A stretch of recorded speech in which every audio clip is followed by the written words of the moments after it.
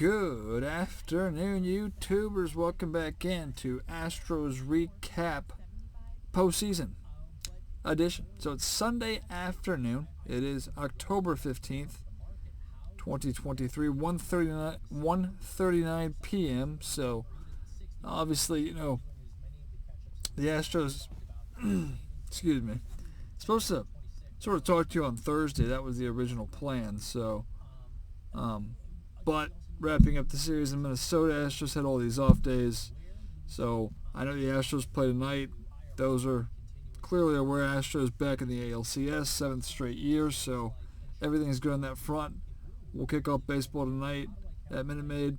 So a lot of things to sort of break down. I'm not going to spend a whole lot of time. I am here at the iHeartMedia Studios, KTRH control room here. So I might have to slide over momentarily.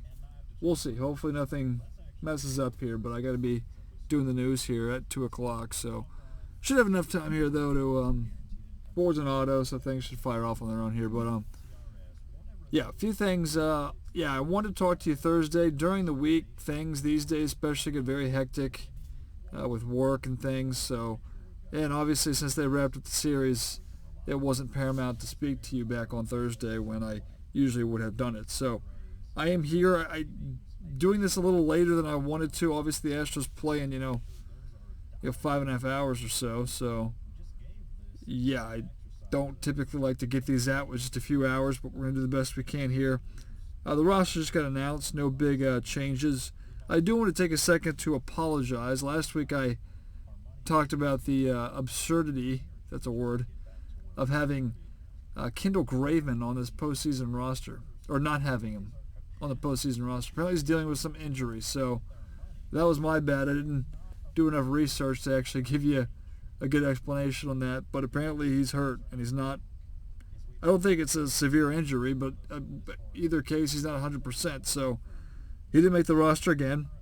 The one big change going into this series is Ronel Blanco makes the roster and Jake Myers does not. So that's, I think with a longer series, you opt for an extra pitcher, so that's just sort of what they're doing. But other than that, everybody else basically stays the same. But to go back here to recap, games 3 and 4, I told you on this podcast last Sunday night, might have been Monday. I think it was Monday. That sounds right. Yeah, Monday. I talked about it. Going on the road should be a good thing for the Astros. Postseason, they played better on the road all year, and going on the road that doesn't faze them. So, and sure enough, that was the case. On Tuesday, they put up 4 runs in the first inning. Jose Abreu had a huge series. He had 2 home runs in this game. But putting up 4 in the first really made things less stressful going forward in that game. So, and Javier was great. Now, he wasn't, he allowed only 1 hit, I believe. And the Astros got to Sonny Gray. Now, the walks were alarming because he had 5 walks in 5 innings. That was not good, but only 1 hit, 9 strikeouts, so he was getting his swing and miss. But you'll take that from Javier. Just if you cut down on the walks, things will be a little bit better. But Hunter Brown gets a scoreless inning.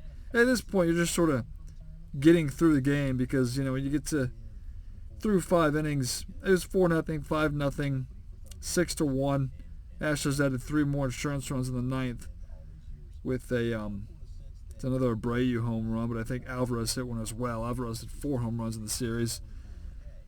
But yeah, Abreu's been, if he continues to play like this in the playoffs, we'll forget all about the horrific, well, I won't, because that's just who I am. I won't forget about the horrific regular season he had, but Game 3 was a good win on the road, and they got out to a fast start and pretty much sailed to victory. Thursday was a little bit more tight. Urquidy gets the start. He was great. So, the one bad start in the series was Valdez in Game 2. Obviously, they lost that game. But, people stepping up like Javier and Urquidy, if they continue to give you good starts, they're going to continue to, if they give you a good start, they're going to continue to use them. So, but yeah, the Astros, gave up a run in the first, but Abreu again hits a home run in the second. Or no, Brantley hits a home run to tie it in the second, and then Abreu with the big 2-run shot in the fourth to put him up 3-1. Astros couldn't really get anything going from that point forward.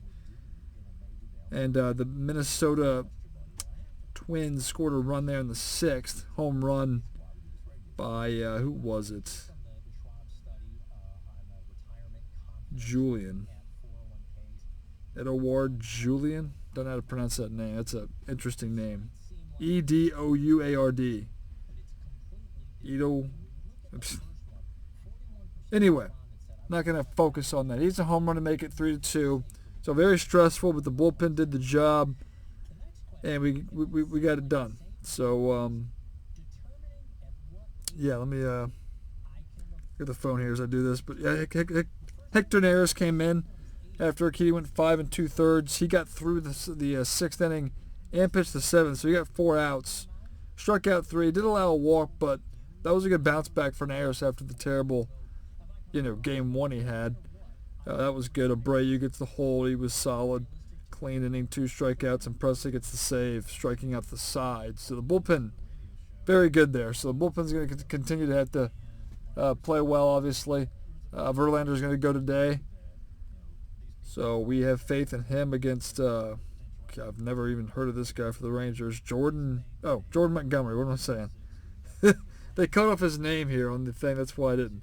But Jordan Montgomery has been good for them. So it's a fun series. I mean, this is for the AL pennant, and it's 2 in-state rivals. And I didn't even really bring up the fact that, the Rangers did beat the Orioles in 3. They swept them. So they're undefeated in the playoffs so far, 5-0. So should be a good series. And if the Astros played them well in the regular season, winning 9 of 13, that has no bearing on what happens now. I mean, this is what matters. This is playoff baseball, and it's, ALCS, and it's Rangers-Astros. So, obviously a little extra juice to the series. Rangers don't like us very much. I think we feel the same. Feelings mutual with us and the Rangers. But, the Astros, I'm confident. My prediction was Astros in 6, so, it was good to get through that series in 4. You did not want to come back home, play a Friday game. But winning on Wednesday gives them 4 days off, or 3 days off, which allows them to reset the rotation, which is good. So, and the Rangers obviously had a lot of rest as well. So, yeah, that's how it looks. Game 1 tonight. Tomorrow it'll be in the afternoon, 3:30-ish start time. So Tuesday I could probably talk to you again. But everything's been so far so good. I feel like the offense, scored 6 runs in Game 1. Game 2, it wasn't a good game. Valdez really set the tone, giving up early runs, and the offense just had nothing going. But the Astros hit the road, turned the page, and they bounced right back offensively. Bullpen's pitched well. You're getting good starting pitching, so not a whole lot to be upset with. I mean, the one issue we have had all year has been Jose Abreu. Some of Alex Bregman, Jeremy Pena, but Jose Abreu was phenomenal in the first series, and hopefully he can continue to produce and come up with big hits. But, I mean, as a lineup, it's a collective effort. So, got that going. I mean, Verlander's been good. You're going to continue to rely on him. I think they're going to set up the series or the pitching the same way. I don't like Valdez going in Game 2. But, I mean, Valdez is just, I've lost all faith in Framber Valdez. And then it's probably going to be Javier Game 3 and then back to Urquidy Game 4, and then we'll sort of go from there. But I don't expect anything to really change a whole lot. So obviously it's a longer series, 7 games, and we'll see how things go.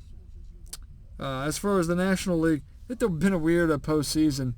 The Dodgers got knocked out and the Braves got knocked out. So the same scenario last year. I mean, they were the 1 and 2 seeds, and they both got knocked out in the first round, and same scenario, different year, basically. Here we go. So the Diamondbacks swept the Dodgers. Dodgers weren't even competitive, really. And the Braves lost the Phillies. Phillies have the Braves number for some reason, especially in the playoffs. So it's an interesting... I mean, the Rangers are good. The Astros are good. We know that. But the Rangers went up against the Orioles, who had the best record in all of baseball. Well, American League, I should say. And they beat them in 3. They also beat the Rays, who were favored, because the Rays had to win 99 games, and beat them in 2, a wild card round. So, I mean, the National League's just weird because it's the Phillies. The Phillies are good, but they were a wild card team. And obviously the Diamondbacks, the third wild card team.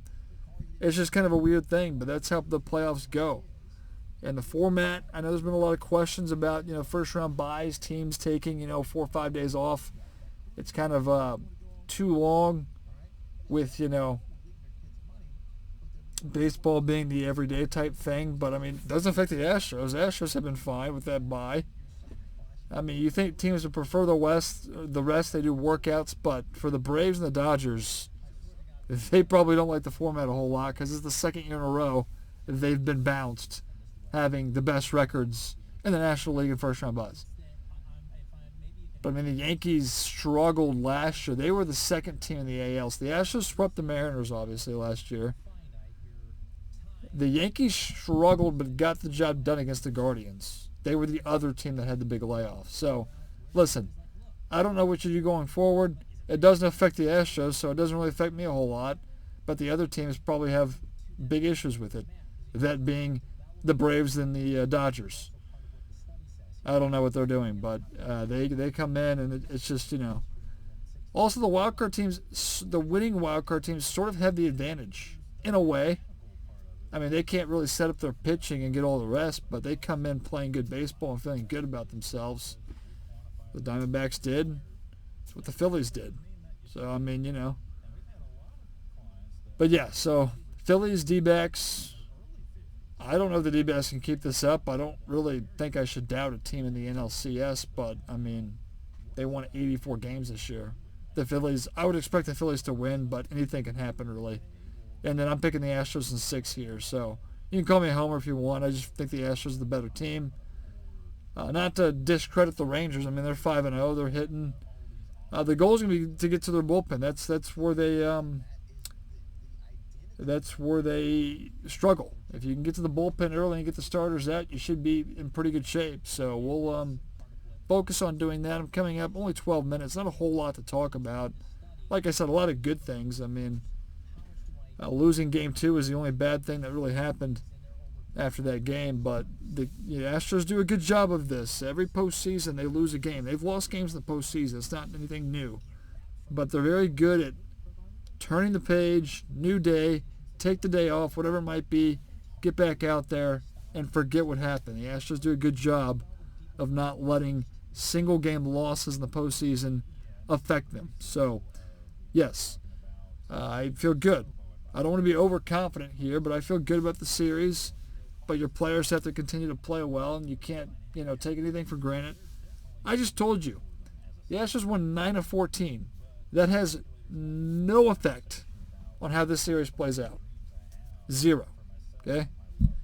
We'll see how it plays out, but, I mean, I don't take, the regular season, postseason, two completely different things. So, yeah. But overall, happy. Excited for the game. This, like I said, this series has a little extra juice, it being in-state rivals. So, but we'll get out there. I'm trying to think if I've really thought of anything. Any injuries? Not really. We'll see the way the lineup's constructed tonight. I don't know if Jordan Montgomery being left-handed affects anything. Brantley's been in and out a little bit. Obviously, Abreu's played well. We mentioned that numerous times. Altuve's been fine. Bregman didn't do a whole lot, so it'd be nice to see him step up. Neither did Kyle Tucker. Be nice to see him step up a little bit. Pena's been okay, I guess. Chas McCormick, he's had a few hits, actually.